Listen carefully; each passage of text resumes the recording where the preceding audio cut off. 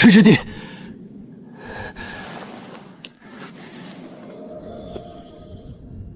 幸不辱命。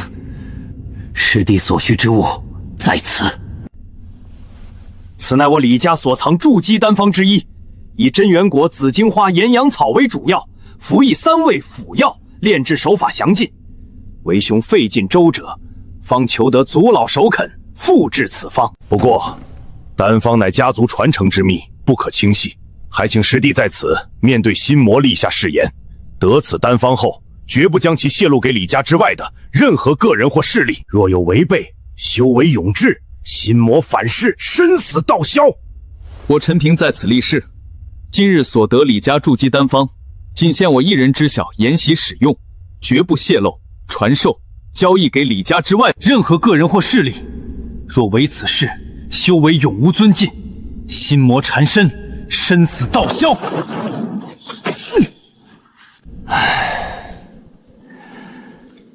师弟高义，请查验。丹方无误，多谢李师兄成全。各取所需罢了。李某心系族中事务，就不多留了，告辞。最重要的东西终于到手了。半年时间的蛰伏与积累，就为了这一刻。21374块下品灵石，让我看看你究竟能蜕变成什么样。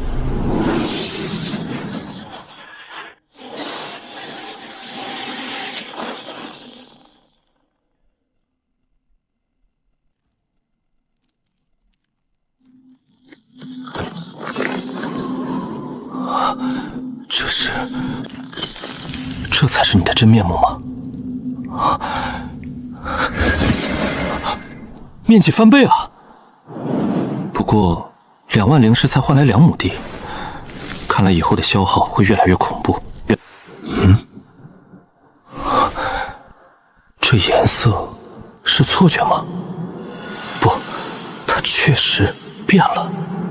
这细微的紫色又代表着什么？这温润厚重的感觉，灵气比以前更充沛了。难道说，土地的效力也提升了？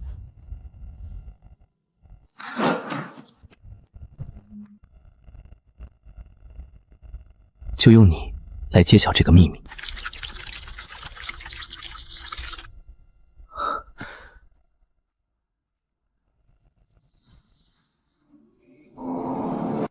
这药性已经接近外界2年的水平，12倍，不，比12倍还多，是24倍。光是土地升级，效果就翻了1倍，那加上灵泉水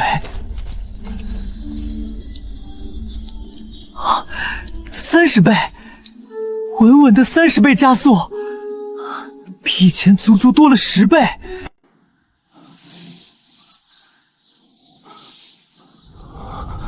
这药性3年不是3年0.3个月，40倍，竟然是40倍！10年药性的灵药，只需要2个多月，太爽了！好，以后就用2阶灵泉水，全部换成2阶。只用了几滴稀释过的3阶灵泉水，1个月就达到了接近4年的药性，接近48倍。如果能不限量供应3阶灵泉水，3阶灵泉水太贵也太难卖，得优先保证筑基丹的主药。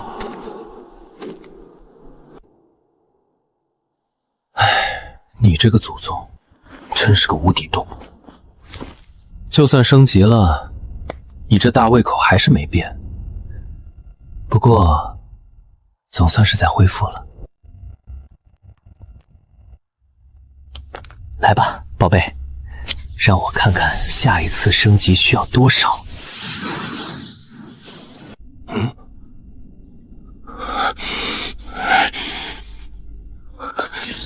怎么回事？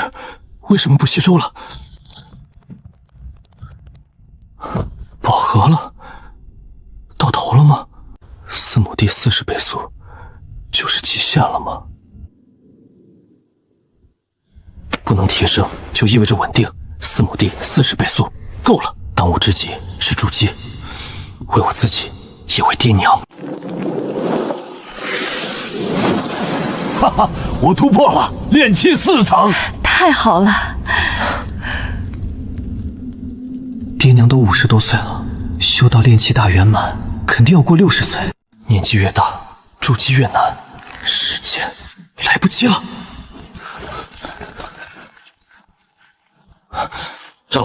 长老，弟子有一事不明，恳请解惑。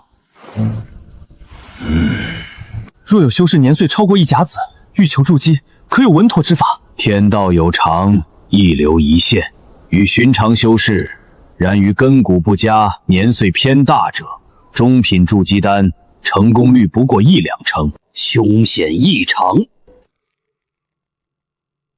敢问长老，那一线生机何在？唯有用更强的药力强行冲开天地桎梏。上品筑基丹可提7成把握，极品筑基丹则近乎8成。上品、极品，那只存在于传说中，根本不是灵石能买到的。一枚中品筑基丹已是天大机缘。筑基丹主药皆为大宗门、大家族所掌控。秘境故产9成9内部消化，严禁外流。私藏者，轻则废除修为，重则当场格杀。垄断、管控，看来想从外界购买是死路一条。既然无路可走，那我就自己走出一条路来。提寸是基础，2阶丹药至少要提寸3次，才能剔除所有杂质。融灵最是凶险，神识、灵力、法诀3者平衡，缺一不可。筑基丹就用你来试手。岩阳草的药力太暴躁了，必须压制。第一个法诀就是现在。第一路失败，再来。单胚雏形，成功了第一步。稳住。第2个法诀，不好，就差最后一个法诀，坚持住！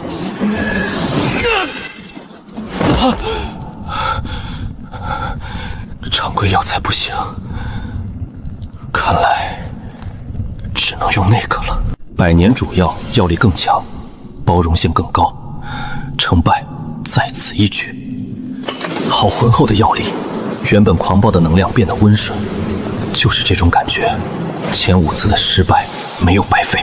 最后一个，成功了，融灵成功了，快了，就快要成了。第6路就成功了，我是天才。怎么回事？凝丹已经完成，为什么还不稳定？不能急，缓缓减弱炉火，平稳过渡。好险，最后一步差点功亏一篑。下品筑基丹虽然没有丹纹，但成了，真的成了。有了这3枚筑基丹，筑基有望。不行，要乘胜追击，或许我能练出中品，甚至更多。这次我要冲击满丹6枚，只是意外，下一路一定可以。怎么会？我的灵力，最后一路绝对不能失败。9份主药只成了3枚，这就是炼丹师的世界吗？败家呀！对别人来说是倾家荡产，对我而言，损失的不过是时间罢了。不出10年，筑基丹我将多得用不完。现在这3枚足够了，筑基正式开始。12000块下品灵石换来的3阶聚灵阵，10枚中品灵石作为阵眼，还有防御阵、幻阵，我的全部身家都赌在今天了。炼气修士寿元不过120，唯有筑基，寿元暴增至240载。才算真正踏上仙途。成败在此一决。现在就是现在，给我拧！不好，是五行废灵根，它在吞噬我的根基。要失败了吗？我绝不认命！给我拧！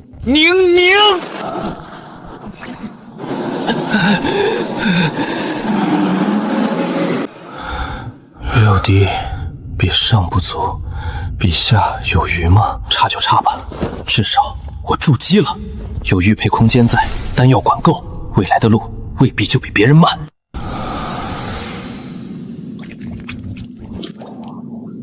筑基境终于稳固了。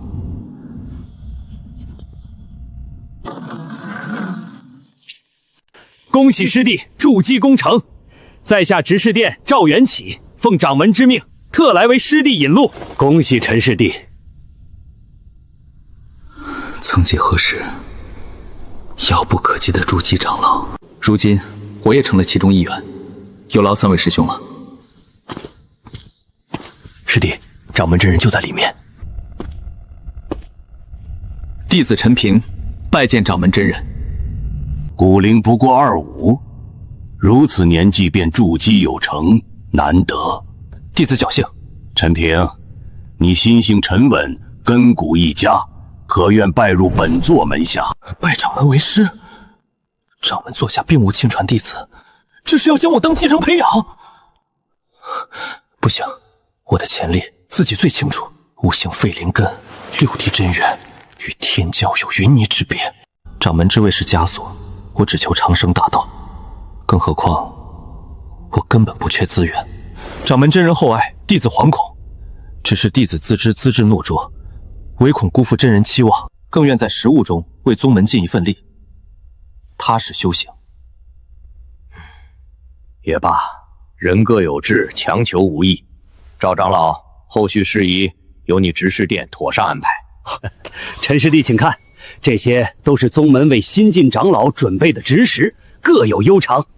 灵植清净又能掩人以目，就是它了。赵师兄，我选灵芝堂堂主。师弟，你选这个？师弟，莫怪为兄多嘴，这灵芝堂堂主实非美差呀。上一任就是因为产出常年不达标，连奖励都拿不到。哎，熬了几年主动请辞的。那地方偏僻繁杂，吃力不讨好，哪比得上灵矿谷油水丰厚？师弟你天赋卓绝，何必去那清水冷灶里熬？三思啊！多谢师兄提点。不过我对种植一道颇有兴趣，清静些的地方也适合我修行，就选它吧。这新师弟天赋是好，就是性子太犟，想法也古怪。也罢，既然师弟心意已决，接下来是分配访师的不动产。陈师弟，这些便是可供挑选的店铺位置。怎么回事？北三街那几个好位置呢？怎么全被点亮了？回禀赵长老，那几处前些日子被万宝楼和百草阁的人高价盘下了，是刘长老亲自批的条子。哼，批了条子又如何？我青云宗长老的份儿也敢抢？去，传我的话，让他们腾一间出来。弟子。赵师兄，我看这处就挺好，地方够大，偏斜无妨，清静。犀角窟，师弟，你确定？那里以前是卖低阶矿石的废弃仓库，鸟都不拉死的地方，又大又破又偏。旧仓库，地方大，偏僻，人迹罕至，这不正是为我量身定做的吗？无妨，就它吧。这师弟怎么专挑没人要的破烂儿？陈师弟，你看这主峰，三阶上品灵脉，宗门核心，若在此清修，修行速度一日千里。人多眼杂，强者环伺，玉佩空间的秘密绝不能暴露。当然，主峰没有独立地盘，若想自立山头，只能选这些2阶灵脉的次峰了。灵芝堂主再加60亩灵田，这简直是是为我量身定做。赵师兄，我就选青山。陈师弟，你可想好了？主峰的3阶灵脉，这等机缘，青山挺好，清静适合中药。好了，从此刻起，青山地界皆归师弟所有。听说了吗？新来的陈长老，哼，选了那个鸟不拉屎的凌直挺，何止？洞府选了离主峰150里的青山，放着3阶灵脉不要，去守着一堆破田，真是个蠢货。这叫有自知之明。哼，资质不行，筑基侥幸，知道争不过我们，就躲得远远的，图个清闲等死罢了。自我防毒，这辈子算是废了。陈平，会是他吗？好地方，好地方啊！这地多平，收拾收拾都是好田。比外门的洞府好，感觉跟回了老家一样亲切。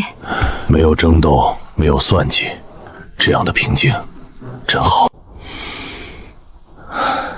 这里就是我未来的家，我真正的根基。弟子单阁姚敏，奉执事殿之命前来侍奉长老。弟子单衣姚敏，拜见陈长老。执事殿派来的，名为协助，实为投资。想让我为宗门培养人才吗？倒也省了我不少事。回禀长老，我二人原是灵芝堂执意弟子，赵长老特调拨我二人前来，协助长老管理灵芝，照料药源。长老放心，播种育苗、除虫灌灌，我们都懂，一定能帮上忙的。既然来了，想必你们也做好了长久留在青山的准备。长谷、姚敏，你们二人可愿意拜我为师？弟子愿意。2阶下品，掌心雷。2阶符箓还是雷属性的，这可是真正的保命底牌。师尊竟然如此随意就拿出来了。拿着，为师没什么好东西，这2张符箓算是个拜师礼，紧要时或可护身。弟子惶恐。弟子谢师尊，师尊放心，弟子定当尽心竭力，绝不懈怠。待为师以后富裕了，再给你们二人补上。还要补？比2阶符箓更好的拜师礼，那得是大几百灵石的宝贝。丹离，师尊，您吩咐。有个事儿，你去打听一下。师尊请讲。我认识一个熟人，叫白芷，应是内门弟子，你去问问他，可愿来此青山，拜入我门下修行。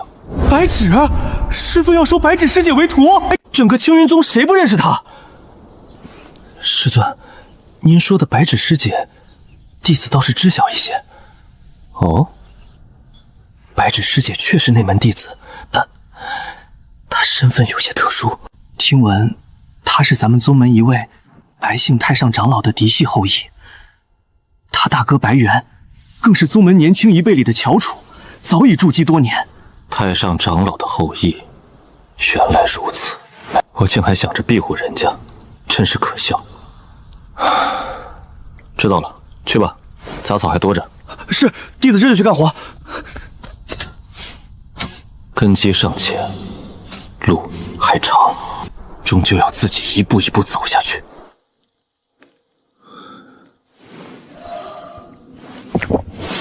太慢了，五行废灵根，即便到了筑基，修炼速度还是如此不堪。这样下去，但是筑基1层到2层，就要3、5年，我等不起。师尊，您看这苗长势多好。不能再等了，必须去宗门一趟，寻找药力更强的丹药，或者能弥补我灵根缺陷的法门。怎么，老朋友大老远爬上来，就让我站在这儿喝风？老朋友，请进。爹娘，这位是白芷，我当年的旧时帮过我不少忙。伯父伯母，叨扰了。哎呦，不叨扰，不叨扰，姑娘快坐。老婆子，快去拿那罐好茶。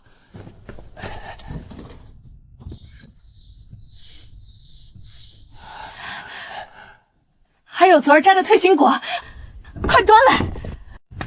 简陋了些，别嫌弃。挺好，比我想象的好多了，至少清静。不像你那儿，时时刻刻都有人盯着。我大哥白猿太耀眼了，家里觉得我既然姓白，就该有他的样子。今日之内必须掌握此书，恨不得把我的每一天都刻在巨简上，逼着我按着走。有时候真觉得喘不过气。他心里的烦闷似乎找到了宣泄的口子。最可气的是，他们总觉得我不用功，说我懈怠，可我明明……发泄出来，心境才能提升。还是这里好，安安静静，想做什么，不想做什么，都是自己的事。我该走了。这次是偷得几日闲暇，回去后便要闭关了，不突破筑基，怕是难再出来了。陈平，你走在了前面，真好。放宽心，筑基一关，你定能过去。若有需要，我必倾力相助。我信你，到时候记得来帮我。白芷的烦恼暂时解了，可我这如陷泥沼的修炼速度，又该如何是好？还是不行？难道五行废灵根真的就无解了吗？陈师弟，为何事烦有？为修炼瓶颈所困，遍寻典籍而不得其法。修炼瓶颈，我倒想起一人，执事殿的赵元启，最喜欢研究些旁门左道的东西，或许他能懂。多谢长老指点。旁门左路，只要能解决问题，便是正道。赵师兄，耶，陈师弟，稀客，青山那边可还习惯？有劳师兄挂心，一切尚好。今日叨扰，实是有一事困惑，想向师兄请教。哦，说来听听。不是我，是我父亲。他老人家是五行废灵根，一直以来服用丹药，收效甚微，不知可有解决之法？五行废灵根，丹药吸收。师弟这问题倒是问对人了。还请师兄赐教。早年我赵家一个族侄便是五行废灵根，心性毅力都是上佳，可终究止步于炼气8层。在他身上，我确实观察到一些东西。其一，五行废灵根者，悟性普遍较常人稍强一些，这点我自己也有感觉。其二，也是关乎五行废灵根修炼慢的真实原因。这五行废灵根者服用丹药多了，就会对某种丹药产生抗药性。当时我那个侄儿，就是因为没有察觉到这一点，一直服用聚灵丹，导致产生了抗药性，所以修为停滞在了炼气8层。一模一样，我的情况和他一模一样。原来如此，那筑基之后呢？即便侥幸筑基成功，那才是更大绝望的开始。此话怎讲？根据我看的各种资料、史学得出的结论，五行废灵根者筑基，其丹田气海所凝聚的液态真元数量，一般不会超过3滴。3滴？如果不是我服用了第2枚筑基丹，我凝聚出的真元液也正好是3滴。这真元液可是筑基修士法力的核心源泉，寻常修士出城时，少则5、6滴，多则10余滴。这就如同一个蓄水池，别人的池子初始就大了好几倍，水倒进去自然就容易，装的也多。敢问师兄，这最初的真元液少，后续勤加修炼，补充回来不就可以吗？荒谬！道基就如蓄水池，你这蓄水池的大小，就是依靠最初的真元液所定，后天怎么可能还有机会提升？所以，很多筑基修士终其一生，都无法触碰到子府这个境界。不仅仅是因为修炼慢，更是因为蓄池太小，装满水也没有多少，真元不够，自然就碰不到子府的神通。根基浅薄，原来这才是根源。初始真元液稀少，就是根基浅薄，这就是五行废灵根。无论吸纳天地灵气，还是炼化丹药，效率都事倍功半，远逊于同阶。这不是五行废灵根的错，而是凝聚初始真元时就带来的一系列无法逆转的问题。纵观有记载以来，从未听说有五行废灵根能突破至子府，这都在我的计算之内。说白了，就是你们修炼太慢，寿元耗尽也攒不够真元，此路近乎断绝。原来这才是真正的绝望吗？等等，不只是我，如果子府那么好突破，青云宗就不会只有那几个太上老祖了。原来大家都一样没有希望啊！既然起点一样，那我就能靠别的手段超越他们。但是，师弟，我琢磨出一个理论上可行的法子，一个能打破这枷锁的方法。你想不想听？师兄，请讲。核心在于2个词：速度与数量。其一，速度，需一门秘术，能将炼化丹药的速度缩短数倍。其二，数量，既然根基浅，那就用远超常人的丹药去堆，以量变，引质变。师兄，如此金吞丹药，单独淤积，无异于引质旁可。问得好，关键就在单独。寻常丹药自然是找死，但若是上品丹呢，乃至极品丹呢？极品丹单独微乎其微，再辅以那等霸道秘术，或可强行凿开一条生路。极品丹，师兄我刚好知道一门上古秘术，名唤有戏，这绝对有戏。不仅仅是我，所有普通资质的修士都有了踏入子府的希望。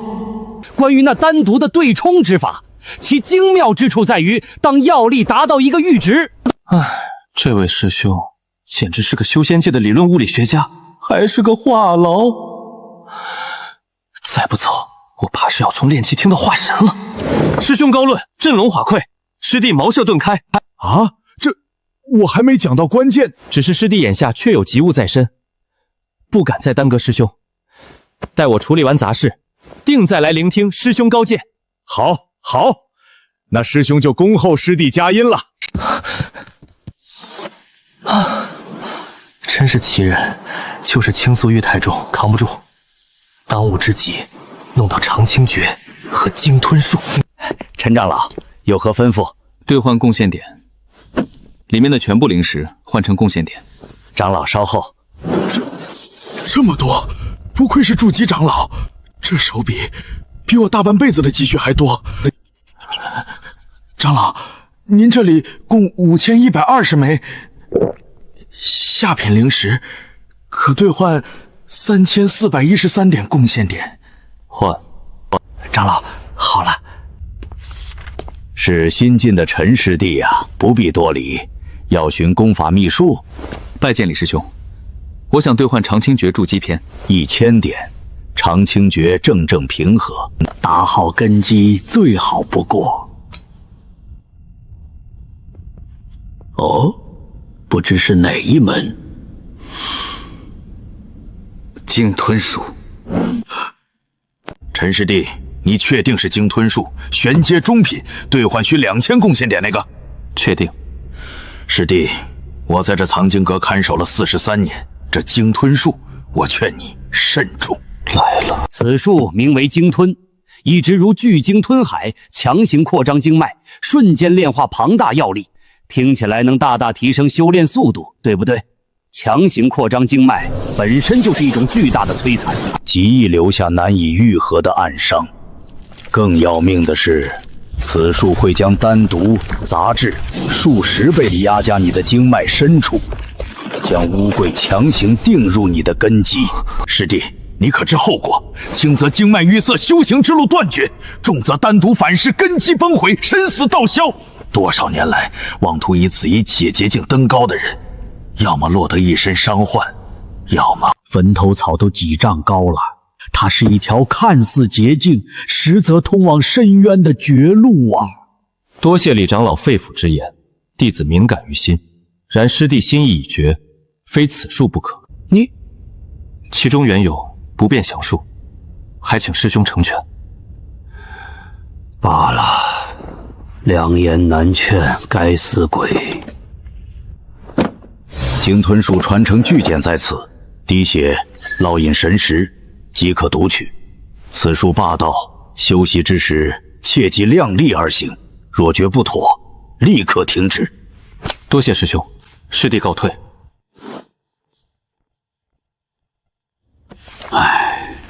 希望这位陈师弟能及时醒悟，莫要撞得头破血流才好。如果理论真的可行就好了，以精纯无拟的极品丹药为柴心，以霸道强横的鲸吞术为熔炉，强行推动真元增长，弥补根基之浅。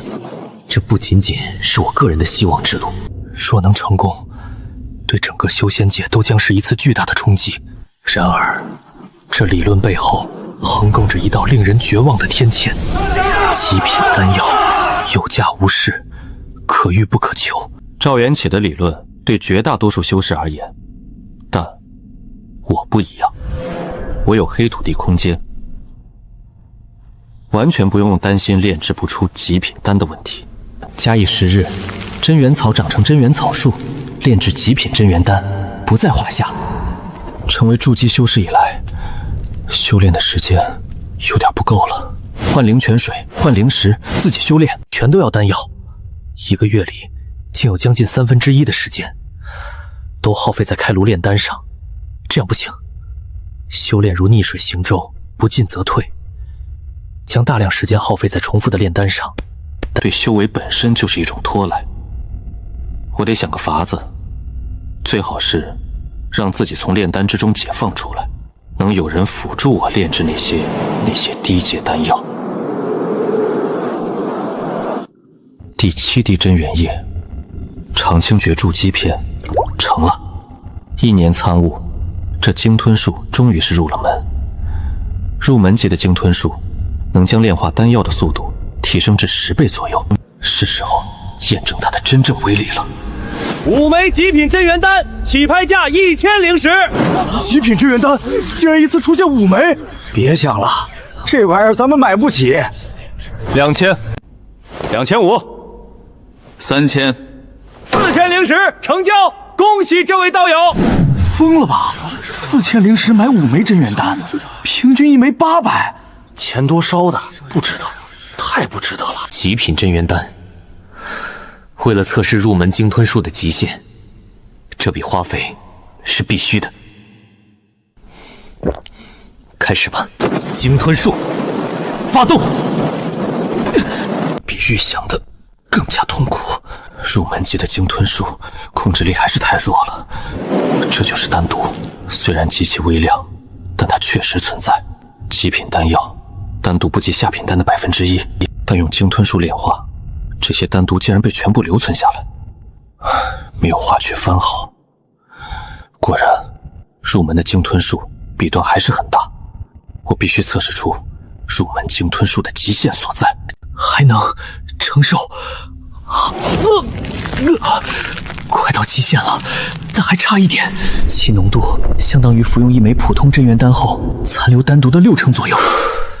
这个结果还算不错。随着鲸吞术的提升，丹毒遗留的问题还会持续下降，而且这点丹毒花费1-2天时间就能化解掉。3天时间服用3枚，相比于3周时间吸收3枚，这个速度提升了7倍，修炼速度提升了整整7倍。不止如此，随着鲸吞术的提升，这个差距还会被无限放大，将来很有可能是10几倍，甚至20几倍的修炼速度。赵元启的理论真的可行！ 1年时间，真元草竟然真的化草为树，长成了120年药性的真元草树。这药力已经超过了普通的100年真元草，虽然不多，但它还在不断变强。源源不断的极品主材，炼制极品真元丹指日可待。普通的2阶灵泉水只能增长40余年药性，还是慢了。灵泉升级，客官说笑了，那得提升整个灵脉的等阶才行，可不是阵法能办到的。50万灵石，难怪那些小家族、小宗门想都不敢想，这代价太大了。还好换购了一些3阶灵泉水，药性提升了50年，这笔买卖不亏。50年药性的真元果还不够，再等1年，等他们达到100年药性，就用它们做种子，种下一片真元果林。到那时，筑基丹主药将再也不是问题。看来，这黑土地的规则亦有局限，并非所有灵芝都能突破剑仙。也罢，年份增长已是侥幸，不可贪心不足。160年份的养魂木，光这3片叶子就价值5万灵石。1年了，还是没有任何变化。教过3阶灵拳，甚至低过我的精血，为什么你就是不发芽？吸收下品灵石进阶的淡紫色灵土，还不够资格让你苏醒吗？必须想办法提升空间等级。下品灵石之上是中品灵石，我一定要把你催发出来，看看你到底是什么东西。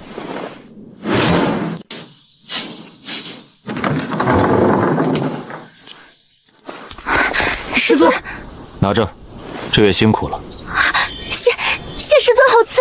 弟子谭瑜，谢师尊。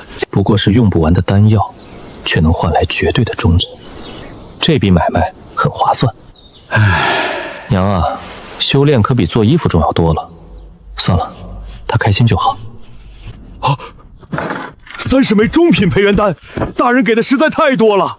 仙缘秘密，我不想知道，也不敢知道。我袁惊天这条命就是大人的，我只想做大人门下最有用的一条犬。根基已稳，人心已富，资源也在积累，现在只剩下等待。等炼制出极品镇元丹，我的修炼速度将提升数十倍。不能急，绝对不能急。对了，中品灵石，与其干等，不如主动出击。去坊市看看，用这些灵石换中品灵石来。我出去一趟，照顾好我父母。是，大人，请大人放心。掌柜，我想用下品灵石兑换中品灵石。这位道友真不巧，最近宗门出了点变故，市面上所有的中品灵石都被兑换走了，我们这儿是1块都没有了。变故？什么变故？听说是为了防备什么，具体的萧老儿就不敢多言了。宗门偏偏在这个时候，既然明路走不通，那就只能走暗道了。客人想买点什么，还是卖点什么？中品灵石怎么换？有倒是有，就是价钱嘛，可比坊市里贵。110枚下品灵石换1枚中品，换10枚。成与不成，就在此一举了。来吧，让我看看中品灵石对你到底有没有用。还真能行，来吃个够！这吸收速度比吸收下品灵石快了100倍不止。要进阶了吗？裂开了，还是什么变化都没有。终究只是10枚中品灵石，连一丝涟漪都翻不起来。但至少证明了方向是对的，剩下的就是数量。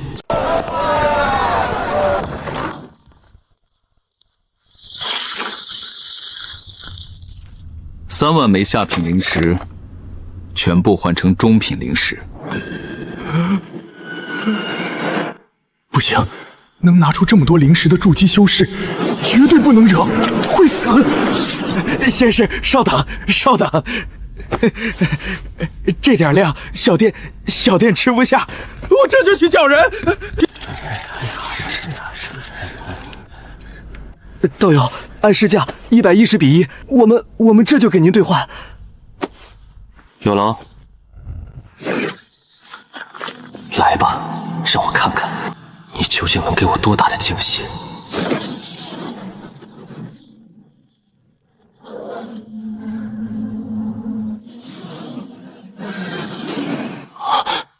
动了，真的动了！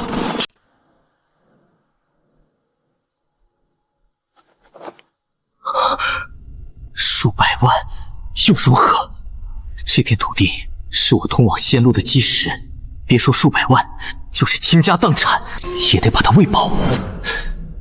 灵石这玩意儿真是不经花呀，必须挣灵石，挣大笔的灵石，卖给丹药铺，至少被压了1成的价。3万多灵石就是3000多，就算有店铺，谁去看？没人，竟然一个能用的人都没有，没人就自己培养，与其找外人，不如自己收徒。就这么办。丹顶峰，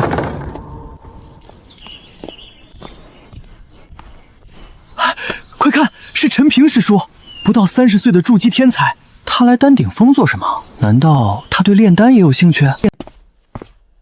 孙长老，陈长老，你今日怎么有空来我丹顶峰？我欲考核1阶炼丹师资格。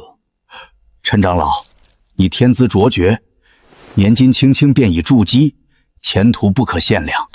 但这炼丹之道博大精深，极耗光阴。你确定要现在分心于此？确定，还请孙长老安排。既如此，考核费20块下品灵石，考核内容炼制1阶下品聚炼丹。宗门提供10份材料，成丹率须达30%以上方为合格。明白。聚灵丹，这对我来说和吃饭喝水一样简单。不过成丹率得控制一下，要是拿出10成丹，怕不是要把这位长老的胡子给吓掉。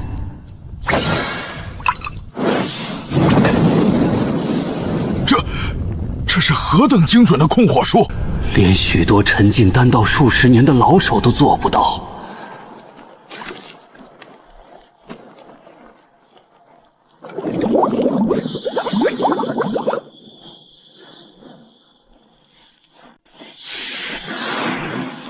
这控火的手法行云流水，这小子绝不是新手。开！9枚满丹，还有3枚是中品。孙长老，10炉已毕，请查验。成丹率6成，最高1炉9枚，这已经是1阶炼丹师里的顶尖水准了。他才多大？陈平，恭喜，1阶炼丹师考核通过。陈长老，你这天赋真是让老夫大开眼界呀！孙长老，我想继续考核。继续？哦，宗门还有些其他考核，你2阶炼丹师资格，今日一起考了，节省时间。什么？他疯了吗？刚过1阶就要冲2阶？陈长老，万万不可！2阶丹道与1阶有天壤之别，控火要求苛刻10倍。你根基尚浅，贸然尝试，不仅浪费灵石，更可能被丹火反噬，伤及自身。我的真元丹成功功率早已稳定在5成以上，我心意已决，请师兄成全。这眼神罢了，就让他撞一次南墙吧。2阶考核，炼制2阶真元丹，考核费500下品灵石。500灵石，刚到手的1000多。有劳师兄。他竟然真的拿出来了！这小子到底什么来头？你好自为之，我倒要看看你究竟是逆天之才，还是不自量力。这种多连成控火对神识的消耗巨大，他怎么可能支得住？要炸炉了！比预想的还要棘手。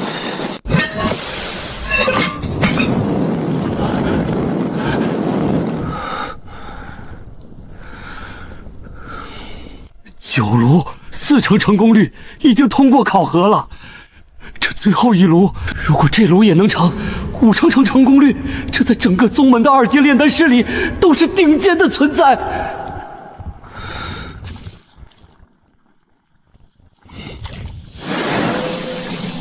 开！成了，4枚，还有1枚是中品。刚刚好，不能再多了。10炉5成丹率，他真的做到了。此前途不可限量。陈长老，恭喜，2阶炼丹师考核通过，这是你应得的。陈平长老通过2阶炼丹师考核，成丹率5成。不到30岁的2阶炼丹师，我没听错吧？5成成功率，这怎么可能？孙长老自己都做不到。他就是那个新来的陈平长老吗？长得好像画里的人哦。废话，宗门通告的画像你没看？不是，我的意思是，他真人他比画里还好看。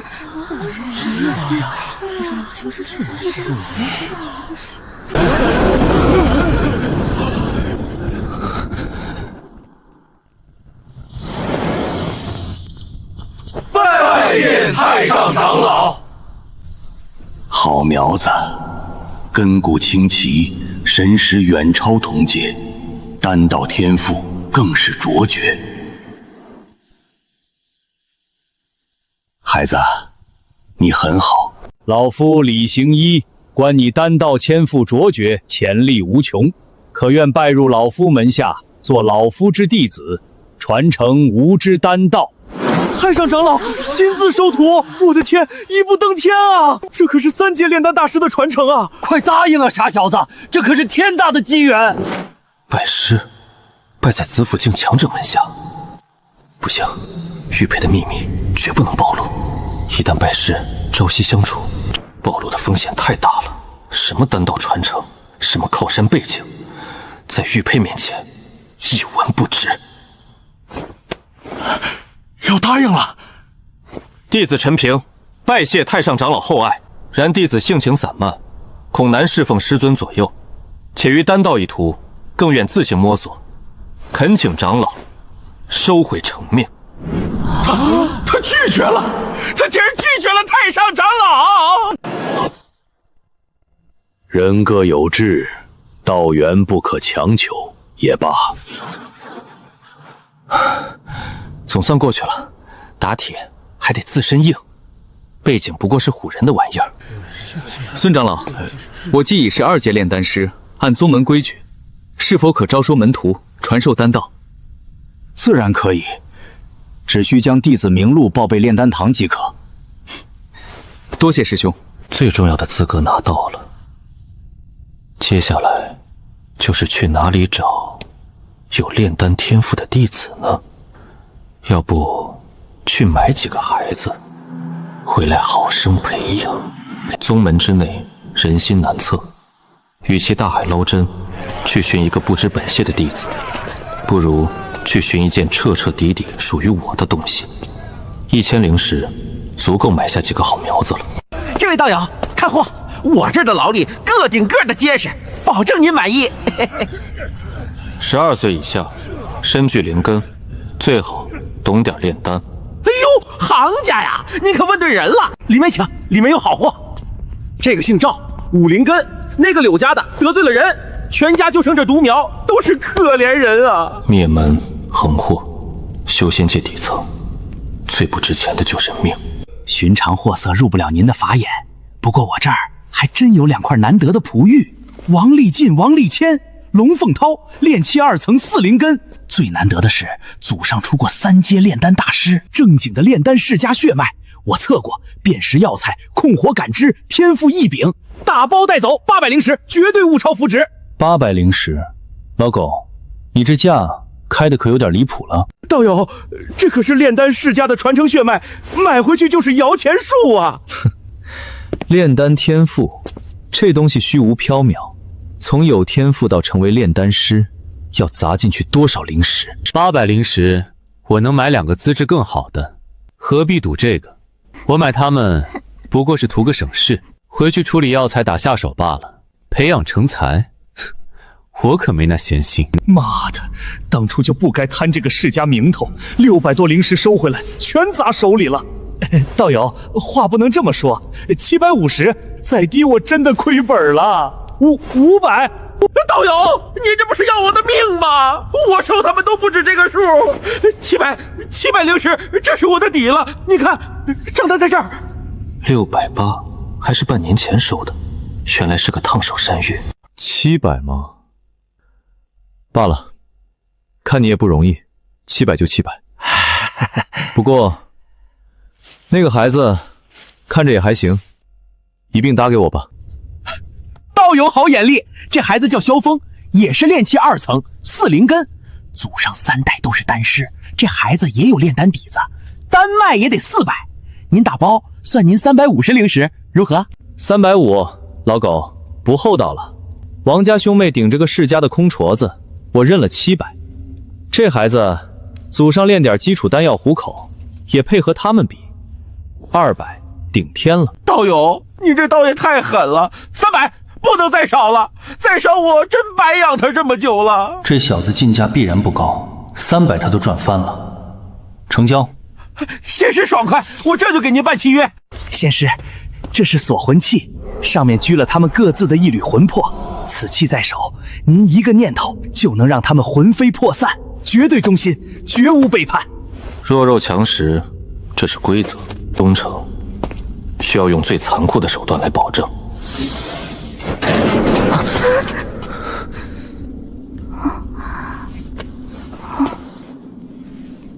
跟我走。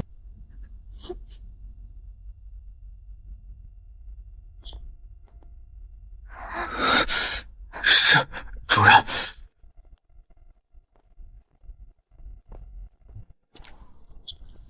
缘分吗？或许吧。从今天起，你们的命就是我的了。